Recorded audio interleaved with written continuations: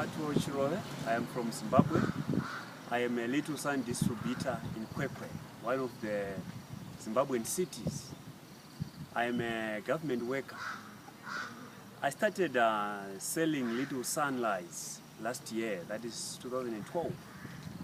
And on a good month, I usually sell 3 boxes each containing 72 lamps of Little Sun.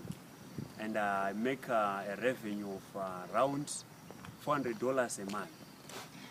Since my salary actually is low, and as far as the poverty line is concerned, this money that I'm making out of selling Little Sun is immensely contributed to my monthly income, since I can actually use it to supplement my expenses, which includes rentals, electricity bills, water bills, and I'm actually furthering my studies.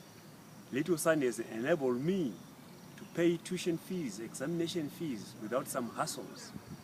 Given the state of the Zimbabwean economy, most people are unemployed, and Little Sun has actually come in as a form of alleviating poverty, since making somebody to acquire $400 a month out of selling the product.